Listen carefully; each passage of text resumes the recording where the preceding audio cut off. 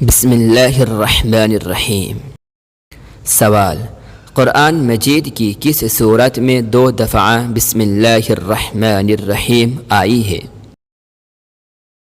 جواب: سورہ نمل میں۔ سوال: قرآن مجید کی کس صورت کے شروع میں بسم اللہ الرحمن الرحیم نہیں ہے؟ جواب: سورہ توبہ میں۔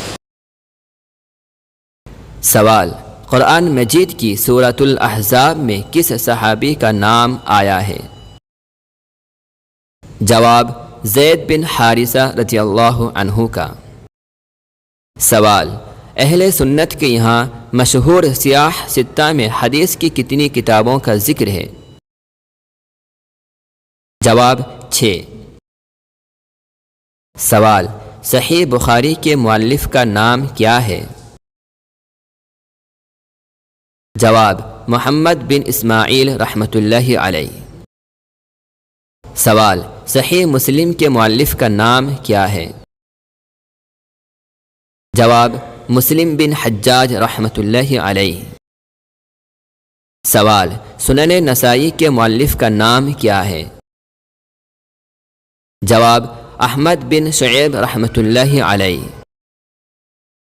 سوال: سنن ابو داود کے مؤلف کا نام کیا ہے؟ جواب: سلیمان بن اشعث رحمۃ اللہ علیہ۔ سوال: سنن ترمذی کے مؤلف کا نام کیا ہے؟ جواب: محمد بن عیسیٰ رحمۃ اللہ علیہ۔ سوال: سنن ابن ماجہ کے مؤلف کا نام کیا ہے؟ جواب: محمد بن یزید رحمۃ اللہ علیہ۔ سوال: قرآن مجید کی سب سے بڑی سورت کا نام کیا ہے؟ جواب: سورہ بقرہ۔ سوال: قرآن مجید کی سب سے چھوٹی سورت کا نام کیا ہے؟ جواب: سورہ کوثر۔ سوال: قرآن مجید کو مکمل کتاب کی صورت میں مدون کرنے کی ضرورت کب پیش آئی؟ جواب: دور صدیقی رضی اللہ عنہ میں۔ سوال: حضرت عمر فاروق رضی اللہ عنہ کے بعد ام المصاحف کس کے پاس رہا؟ جواب: حضرت حفصہ رضی اللہ عنہا کے پاس۔ سوال: حضور صلی اللہ علیہ وسلم نے قرآن سنانے کی فرمائش کس صحابی سے کی؟ جواب: عبداللہ بن مسعود رضی اللہ عنہ سے۔ سوال: عبداللہ بن مسعود رضی اللہ تعالی عنہ نے نبی کریم صلی اللہ علیہ وسلم کو ان کی فرمائش پر کون سی سورت کی تلاوت سنائی؟ جواب: سورہ نساء۔ سوال: کس غزوہ کے بعد مسلمانوں نے لکھنا پڑھنا سیکھا؟ جواب: غزوہ بدر کے بعد۔ سوال: عمر بن عبدالعزیز کے حکم پر احادیث جمع کرنے پر کام کوفہ میں کس نے سر انجام دیا؟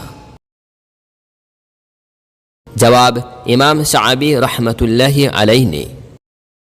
سوال: مدینہ میں حدیث کا کام کس نے سر انجام دیا؟ جواب: ابن شہاب زہری رحمۃ اللہ علیہ نے۔ سوال: شام میں حدیث کا کام کس نے سر انجام دیا؟ جواب: امام مکحول رحمۃ اللہ علیہ نے۔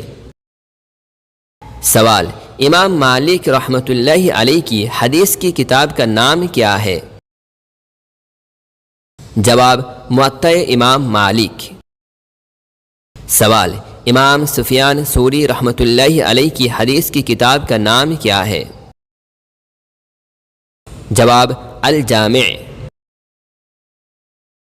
سوال: فقہ حنفی اور فقہ مالکی کی تدوین کب ہوئی؟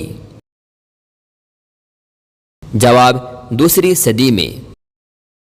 سوال: سیاح ستہ کی کتابیں تدوین حدیث کے کس دور میں تصنیف ہوئیں؟ جواب: 3 دور میں۔